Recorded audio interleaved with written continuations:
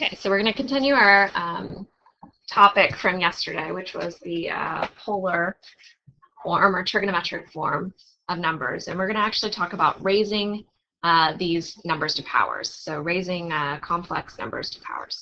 So it says, why do we use polar form? Polar form makes it very convenient to calculate powers and roots of complex numbers.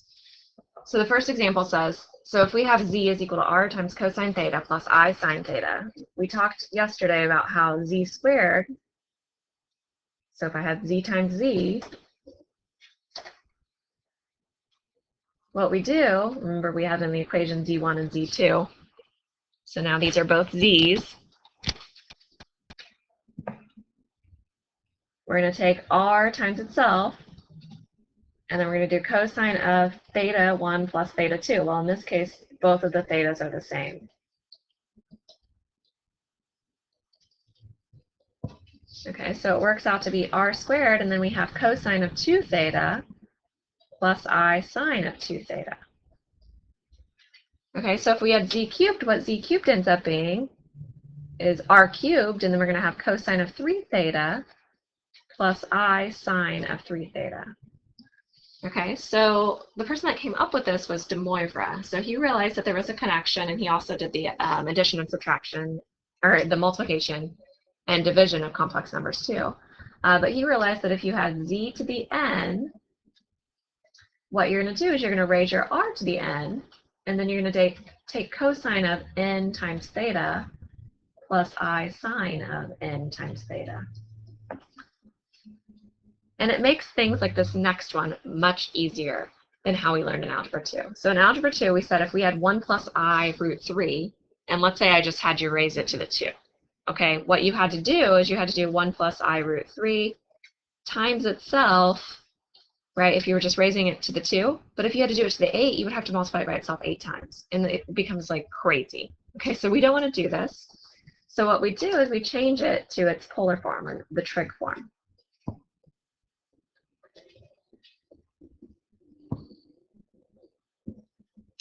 Okay, so I first need to find the r, and then I need to find the theta. Okay, so I find r by doing the square root of a squared plus b squared. So I have 1 squared plus square root of 3 squared. So I get the square root of 1 plus 3 is the square root of 4, which is 2. And then tangent of theta, I'm going to do the square root of 3 over 1. And so when I do that one, if you just think about it a little bit, you're going to have 1, and then you're going to have root 3. So this distance here, since it's a 60 degrees right here, ends up being 2. So you could, well, I guess we already found that. So we have theta is equal to 60 degrees. So theta ends up being pi over 3. Okay, so when we write it in its polar form, it's going to be r. So let me say z equals. So I'm going to have r cosine of pi over 3 plus I sine of pi over 3. So the question isn't what is 1 plus I root 3? Hang on just a second. Sorry, my 2-year-old wanted to contribute to the lecture there. So anyway, so we're not asking what the polar form of 1 plus I root 3 is. What we're asking is, what is 1 plus I root 3 to the 8th? So we need to first find the z, and then we need to do z to the 8th. So what we're going to do for this is we're going to do the 2 to the 8th, and then we're going to do cosine of 8 pi over 3 plus I sine of 8 pi over 3. So we took our theta, which was pi over 3, and we multiplied by 8. All right, so 8 pi over 3, that's not a unit circle value because it's actually bigger than 2 pi. So we're going to change it. So we subtract 2 pi out. And when we do that, we get 2 pi over 3. All right, so we get z to the 8th is 2 to the 8th, which if you find that, let's see, 2 to the 6 is 64, 128, 256. All right, hang on. So 2 to the 6th is 64. So 2 to the 7th is 128. So yeah, 256. And then we're going to have cosine of 2 pi over 3. So if I think about where 2 pi over 3 is, it's right here. So its cosine is going to be 1/2, and its sine is going to be root 3 over 2. Well, cosine is negative 1/2, actually. So I'm going to have negative 1/2 plus I root 3 over 2. So z to the 8th is actually going to end up being negative 128 plus 128 root 3 I. Okay, so that's our answer. So if you notice, it still was a lot of work, but it wasn't as hard as taking it and actually foiling it out 8 times. Can you imagine? That would just be insane. So we're very lucky that we don't have to do that. All right, so if I have 1 minus I raised to the 6th, okay, 1 minus I is going to be 1, and then down here, I think we did this in the last lecture. So our theta ends up being 7 pi over 4. And our r, if we have 1 and negative 1, is root 2. So if I just talk about z, z is going to be root 2 cosine of 7 pi over 4 plus I sine of 7 pi over 4. So if I want z to the 6th, I'm going to take my square root of 2 and raise it to the 6th. And then I'm going to have cosine of, and I'm going to take my 7 pi over 4 and I'm going to multiply by 6. So if I need to do that off to the side, 7 pi over 4 times 6, reduce, so we get 21 over 2 pi. Okay, well 21 over 2 pi, that's really, I mean, that's around the circle many, many times, right? So if I subtract out 20 pi, I get pi over 2. Okay, so same location. Okay, so I did a lot of things there. So I first did, I multiplied by, let me write it out. So I multiplied by 6, so I got 42 pi over 4, which reduced to 21 pi over 2, which is the same on the unit circle, same location as pi over 2. Okay, so I'm going to have the square root of 2 to the 6th. So square root of 2 to the 6th ends up being 2 cubed, right? Because square root of 2 to the 6th is really 2 to the 1/2 raised to the 6th, so 2 cubed. And then I'm going to have cosine of pi over 2 plus I sine of pi over 2. So I have 8. Pi over 2 is here. So cosine is 0. Sine is 1. So I end up getting 8i. Okay, so I'm going to show you something, and I hope that you don't abuse this privilege on your Math Excel, because you do need to know how to do these things for your tests. So it can be pretty bad if you do that. So let me show you what I'm going to do here. So I'm going to show you on the graphing calculator.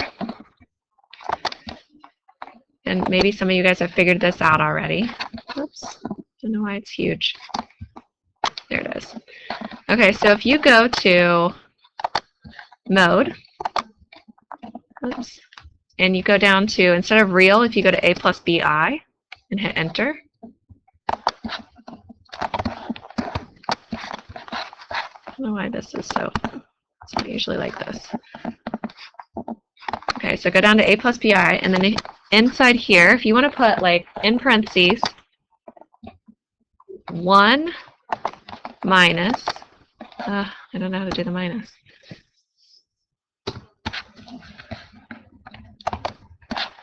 Let me try a new.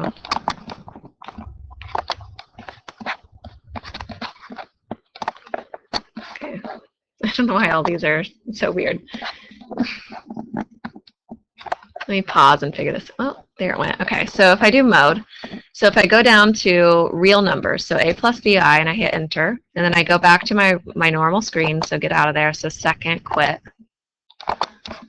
And on your calculator actually does complex numbers. So I didn't teach this to you in Algebra 2 because I didn't want you to, like, abuse the privilege. But so you can do 1 minus I, and you can raise that. I believe that last one was to the 6th. And when you do that, it will give you an answer. So it gives you 8i. So I can tell in your Math Excel if it takes you like 2 seconds to do your homework. So make sure that you guys are actually trying the problems, because you do need to know how to do it for your test, because there will be a non-calculator portion. So don't abuse the privilege now that I've shown that to you. Don't make me regret it. All right, so the next thing. So it says if a plus bi is a complex number and n is a positive integer, the equation z to the n equals a plus bi has n different solutions in the complex plane, so with multiplicity. There's no easy way to designate which solution is needed like real numbers. So I can't say, like, give the positive solution, give the negative solution. Okay, so this is a little bit tricky. So if I wanted to find all 6 solutions of the equation x to the 6 minus 1 equals 0.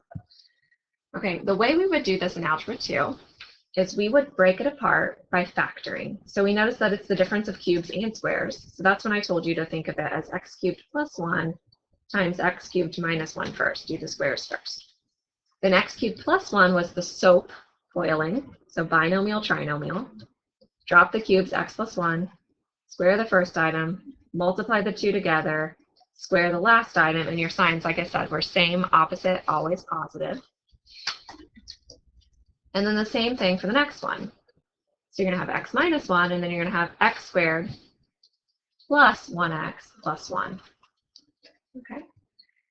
And we need to do the quadratic formula for this one and also this one. Oh, so fun.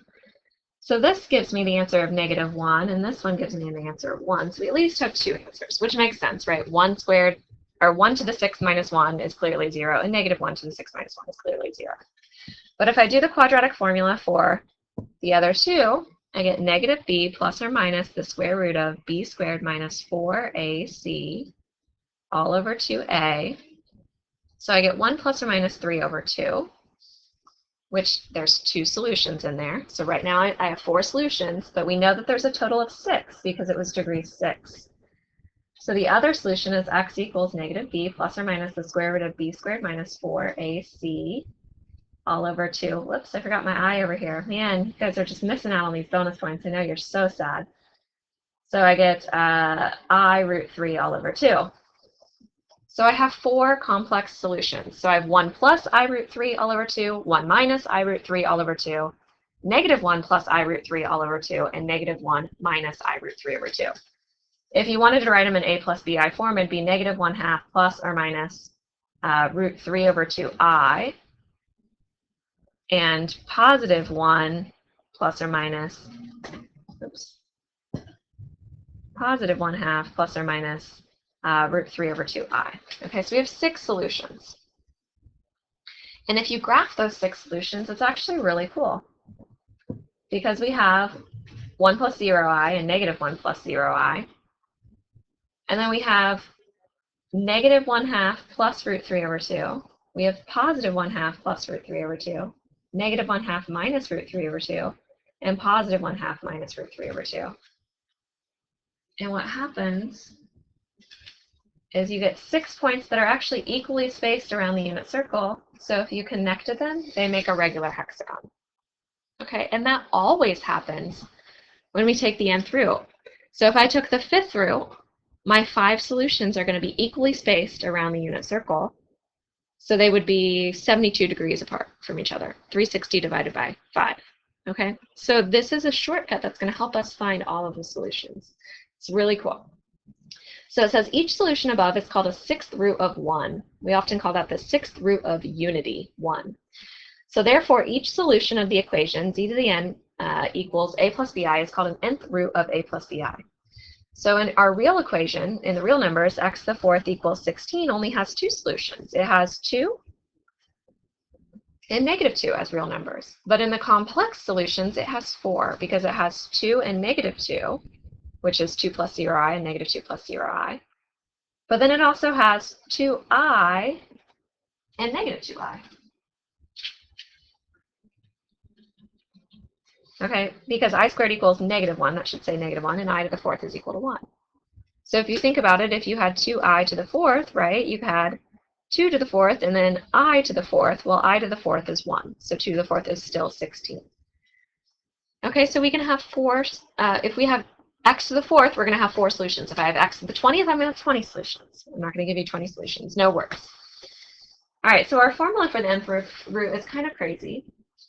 And I can give you this formula if you want on your test, but like I said, there's a shortcut for doing it, and it involves the kind of geometry, like finding the hexagon or the pentagon or whatever around the unit circle. So here's the formula. So if we want the nth root of a complex number, so the nth root of z, it ends up being the nth root of r, just like you'd think it would be. And then we're going to have cosine. Oh, hang on, maybe I'll write it in another. So the nth root of a complex number, z, which is equal to r cosine of theta plus I sine of theta. Let me write the z part.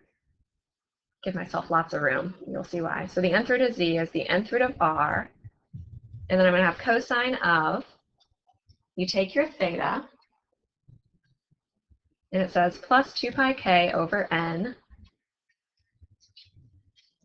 and then you take your theta, add 2 pi k over n. The 2 pi could be replaced by 362 as well. So this is a crazy formula. And I have never memorized this formula because I've always learned this little shortcut. And a lot of math teachers don't even know the shortcuts. You guys are lucky. I'm showing you this cool thing. Okay, so the first example says find the fifth roots of negative 16 square root of z minus 16 square root, or not square root of z, square root of 2 minus 16 square root of 2i. All right, so what I first want to do is I want to find the trigonometric form of this number. Okay, so I want to find the r cosine theta plus I sine theta. Okay, so if you notice, it's negative and then negative, and they're the same numbers. So negative 16 root 2, negative 16 root 2. So if you want to find r, you actually multiply by root 2. So you end up getting 32. Okay, you could do that with your formula. It would be negative 16 root 2 squared plus negative 16 root 2 squared. But like I said, you should get 32. All right, if you want to do theta,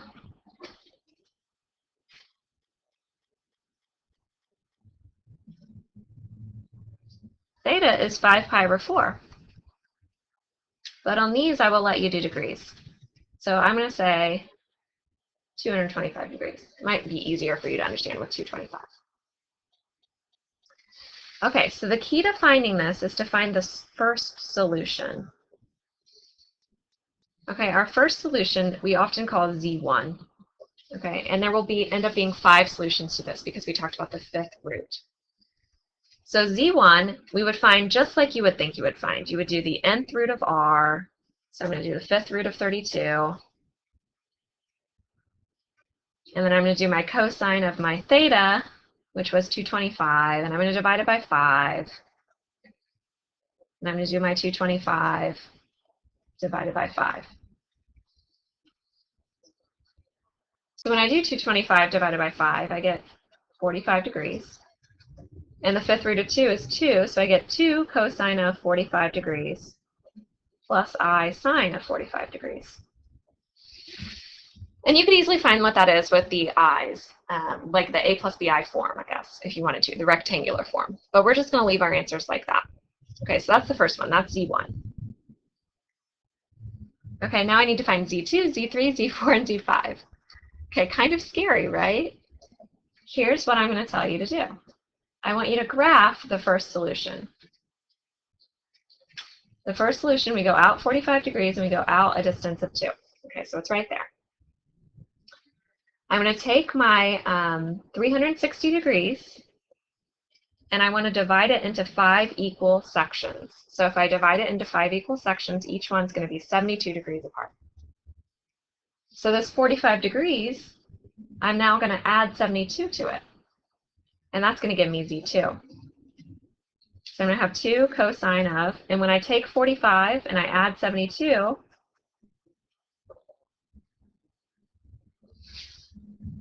I get 117.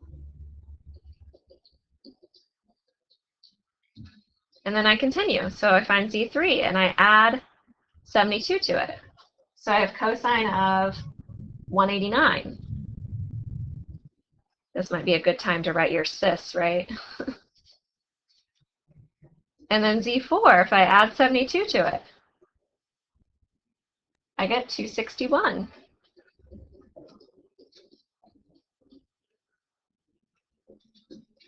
And Z5, if I add 72 to it, I get 333.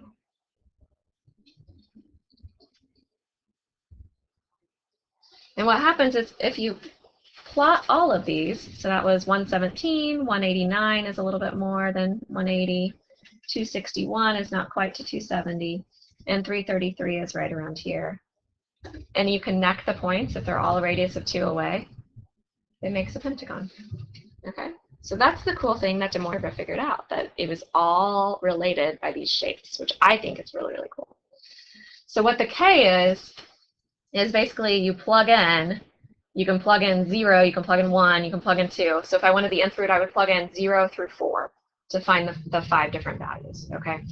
But like I said, it's much easier if you just like keep adding the same degrees. Then you get all 5 answers pretty quickly. I know it's annoying to write, but you get them pretty quickly. All right, so the next one says, find the 4th roots of negative 81 over 2 minus 81 root 3 all over 2, and then I. Okay, so we go through the same process. So we want to find the polar form for this. Okay, so if I find r and I find theta, and you can go ahead and do them. I know you did them in the last section. I did them. I went ahead and found them for you. So I get 81, and then this one becomes 240 degrees. Okay, it's in the 3rd quadrant. All right, so you can go ahead and find those. You should get exactly the same thing. And then you want to think about your first solution. So the first solution is going to be taking your r and finding the 4th root of it, and then your cosine, taking the 240 and dividing by 4.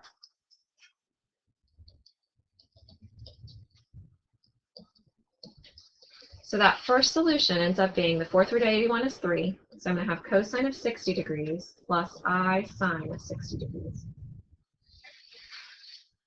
Okay, and we plot that first solution. So we say, okay, we're going to go 60 degrees, we go out a radius of 3, it's right there.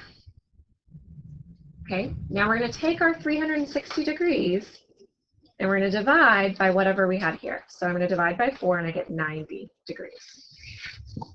That's going to be what I add to each of these. So I have 60 degrees. If I add 90, I'm going to be at 150. If I add 90, I'm going to be at 240. So directly across. And if I add 90, I'm going to be at 330. Okay, those are the 4 angles that are going to be in these solutions. So Z2 ends up being 3 cosine of 150 plus I sine of 150. Z3 is 3 cosine of 240 plus I sine of 240. And Z4 equals 3 cosine of 330 plus I sine of 330. Okay, so 4 solutions, and we found them pretty quickly just based on a sketch. Now you could always go further if you wanted to actually find what the rectangular form is. Well, then this one would just be 3 times 1/2, or no, not 1/2, yeah, 1/2 plus I root 3 over 2. So you get 3 over 2 plus 3 root 3 over 2I. Okay, and then you could find this one, and you could find this one, and you could find this one. Okay, but I'm not going to make you do that. I think your Math Excel just kind of wants these basic answers, or it gives it to you in multiple choice. Okay, so let's talk about the roots of unity. So if I have z to the n equals 1, okay, 1, if you write it in this form right here, it's going to be 0 plus, or 1 plus 0I, right? These are getting us the nth roots of unity. So the polar form of the number is 1 plus 0I, because cosine of 0 is 1, and sine of 0 is 0. So what happens is when you find your first solution, your angle is always 0. So your first solution always starts out right here. So if I wanted to find the 6 roots of unity, I would take my 360 and I would divide into 6, and then I would draw those equally spaced items. So the nice thing about the roots of unity is they always start along that x-axis. And their formula ends up being, and again, you don't have to memorize this, you just need to know the method, is going to be cosine of 2 pi k over n plus I sine of 2 pi k over n. So you'd plug in 0, 1, 2 until whatever. So if I wanted the 8th, I'd go to 7. Okay. So you don't have to do that, though. You can always just draw the picture. So if you talk about the 8th roots of unity, here's what I'm asking for. I'm saying, when is x to the 8th equal to 1? So I want to find the 8th root of 1 plus 0i. Okay, I told you the first answer ends up being along that x-axis. It's 1. It's 1 plus 0i, 1, right? Now I want to take my 360 degrees and divide into 8 pieces. When I do that, I get 45. So I'm going to go every 45 degrees.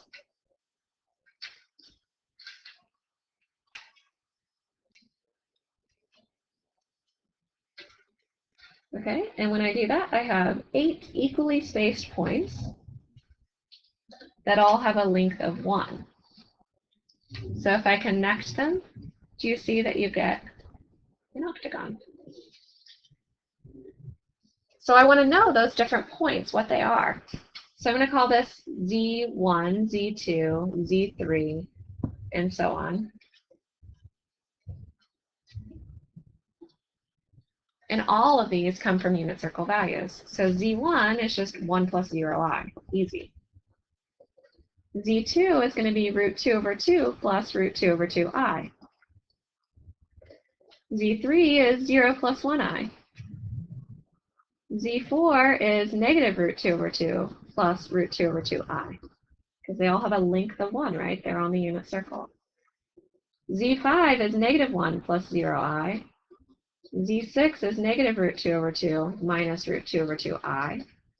Z7 is 0 minus 1i.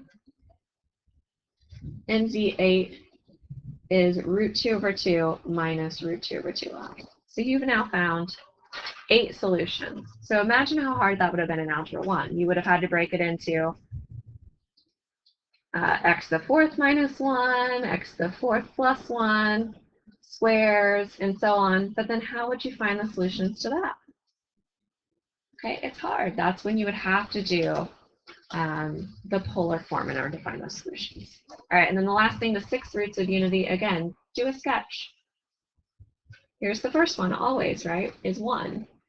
So if I divide 360 degrees into 6 pieces, we're going to have 60, 120, 180, 240, 300. Okay, it does make a hexagon. And those values are 1, right, 1 plus 0i, 1/2 plus root 3 over 2i, negative 1/2 plus root 3 over 2i,